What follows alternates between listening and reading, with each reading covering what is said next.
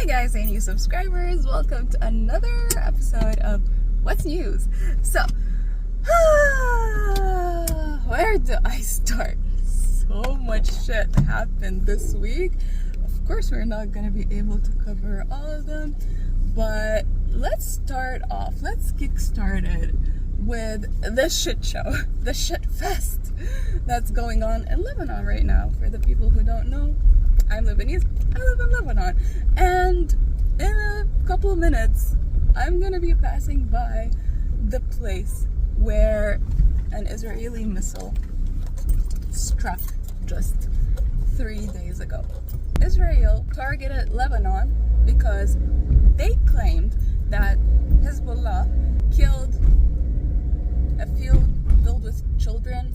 Like, he targeted civilians, and they're gonna avenge them. Okay? The thing is, Hezbollah doesn't shy away from claiming any strike that they initiated. Let's put it out there. If they made an attack, they will proudly claim it. Okay? Love them or hate them, that's what they do. Even Zionists know that and agree on that.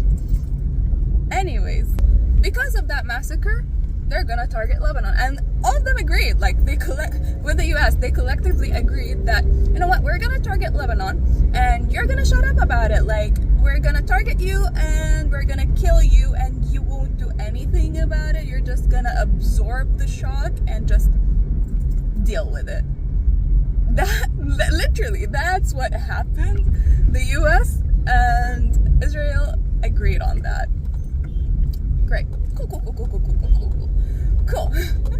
And that's what actually ended up happening. Wait, just a second. Okay, they're at a military checkpoint, and okay, they targeted an important leader. Of course, a lot of civilians got injured. A couple of civilians actually died. The thing is, they fabricated this entire thing just as an excuse to target us. They targeted their own people. There is actual footage of the missiles that are not coming from Lebanon. They're not. They're coming from, like, behind the mountain of the Iron Dome. Israel targeted their own civilians and blamed us for it. And that's what they've always done. It's nothing shocking, really. Fucker! Give a fucking blinker!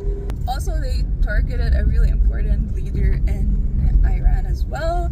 So, let's just say Israel is really up to no good. They're pressing everyone's buttons for a reason, and that reason is the political survival of Benjamin Netanyahu. This bitch is insisting to literally sacrifice thousands and millions of people on the altar of his ego.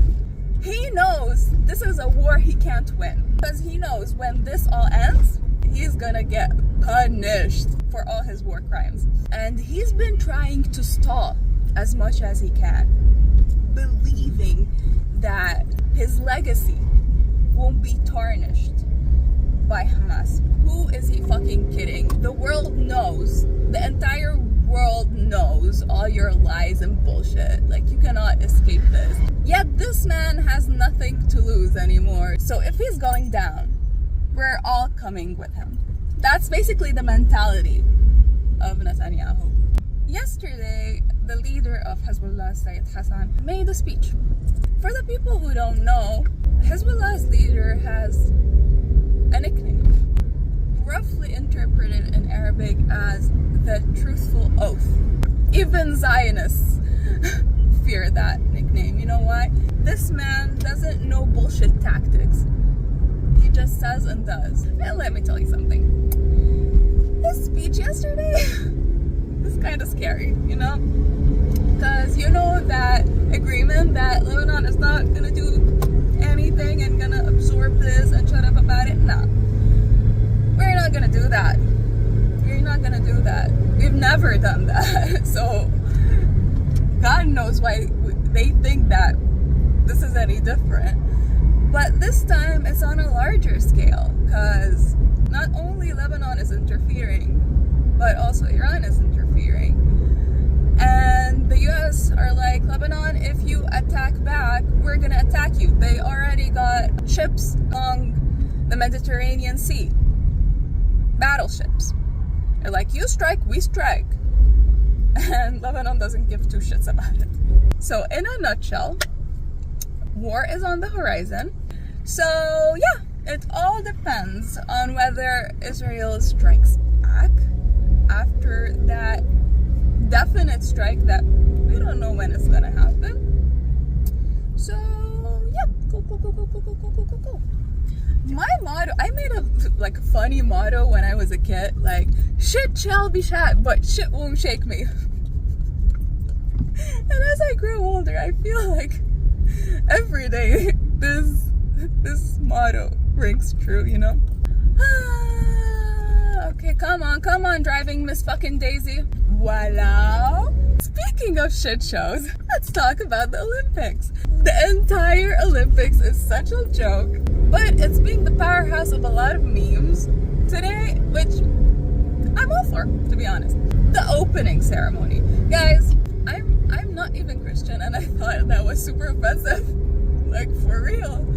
That show was disgusting. It was just blatant mockery, and nobody can convince me otherwise. They're telling me it's like Dionysus and the feast of Dionysus or something. Like, look up Dionysus.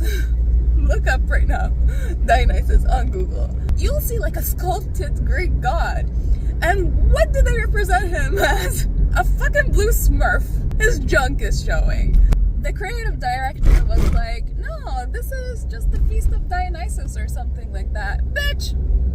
Who are you kidding? Okay? We're not that stupid. It's like frame for frame The Last Supper. Okay? That is art. And if we're really going down the route of art, okay, there's a time and a place for art. And the Olympics, it's not it. It's really not it. The Olympics, as I recall, is a sport event where elite athletes come from all over the world to unite and compete against each other and share their cultures. At least that's my definition of the Olympics. I might be wrong. What the fuck was that? The opening ceremony is supposed to showcase the culture of the hosting country, right? You're telling me that's the culture of France? Really? That represents the entirety of France? Obviously, there was an agenda trying to be pushed. There were so many. They weren't even subliminal at this point. They were like full blown out messages smacked into your faces. From the Horsemen of the Apocalypse, The Last Supper, The Golden Calf. Once is a coincidence.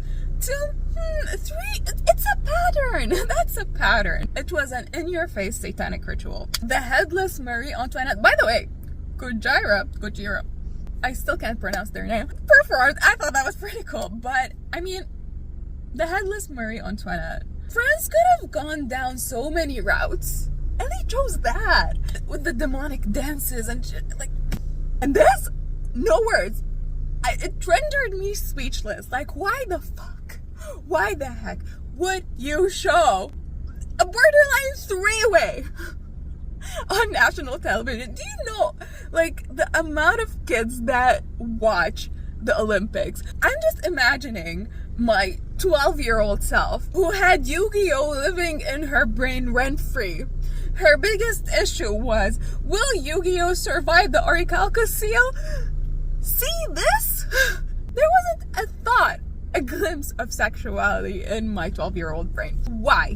Why the heck are they pushing these agendas on young developing minds? I'm just thinking of it like from the point of view of not too westernized cultures. You know what I mean?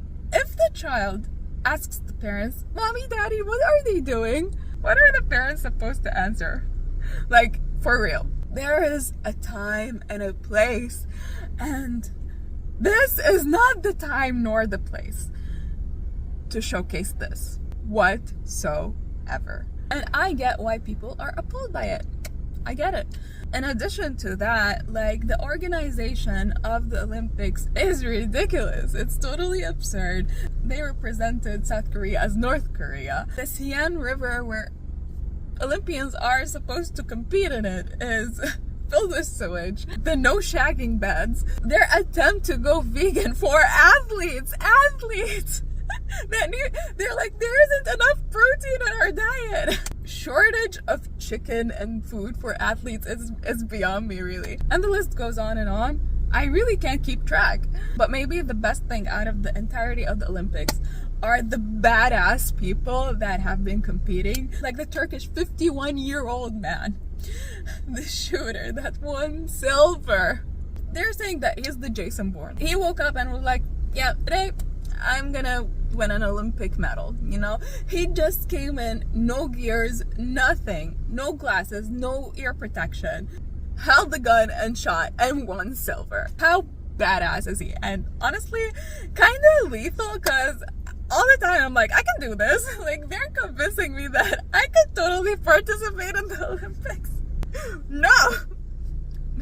And there's also Kim Ye-ji, whose look is absolutely iconic. She has an entire lore with the elephant plushie that her daughter gave her. The badass stance, like she's a freaking hitman. The Clark Kent, the specialist of the pommel horse, like they flew him in just to do one event and he slayed it. His win ensured a bronze medal for the United States gymnastics team since 2008. He's such a cute nerd, and when he takes his glasses off, shit went down. It was so awesome. It was so cool to watch these people compete. And this is really the essence of the Olympics. Like, why doesn't France get it? Anyways, this is it for the news recap, guys. I am super late for work, as per usual, but they don't pay me enough to do my job. So, see you next time with another What's News episode. Bye!